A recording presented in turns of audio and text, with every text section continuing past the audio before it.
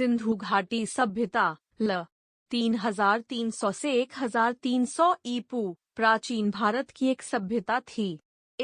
यह सभ्यता विश्व की प्राचीन सभ्यताओं में से एक है। सिंधु घाटी सभ्यता दक्षिण एशिया में सिंधु नदी क्षेत्र में विस्तृत थी। 2. हड़प्पा सभ्यता 3 के नाम से भी जाना जाता है। इस सभ्यता का प्रारंभिक विकास ल 7500 से 3300 ईपू के बीच 4 सिंधु और घग्घरहकड़ा 5 के किनारे हुआ।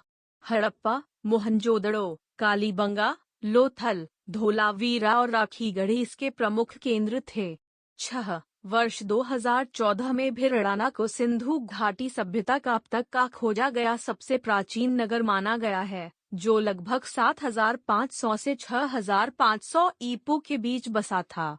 7, 8, 9 ब्रिटिश काल में हुई खुदाइयों के आधार पर पुरातत्ववेत्ता और इतिहासकारों का अनुमान है कि यह अत्यंत विकसित सभ्यता थी और ये शहर अनेक बार बसे और उजड़े थे। 7वीं शताब्दी में पहली बार जब लोगों ने पंजाब प्रांत में ईंटों के लिए मिट्टी की खुदाई की तब उन्हें वहां से बनी बनाई ईंटें मिली, जिसे लोगों ने भगवान का चमत्कार माना और उनका उपयोग घर बनाने में किया। उसके बाद 1826 में चार्ल्स मैसन ने पहली बार इस पुरानी सभ्यता को खोजा।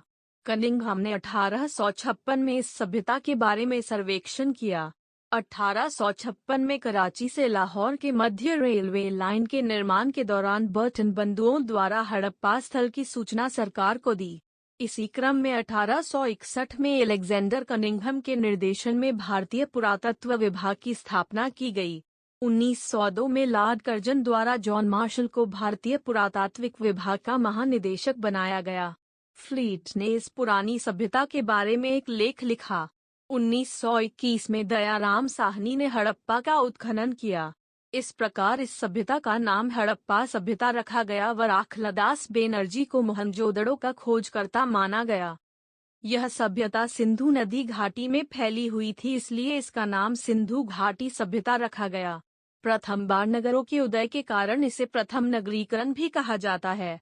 प्रथम बार कांस्य के प्रयोग के कारण इसे कांस्य सभ्यता भी कहा जाता है।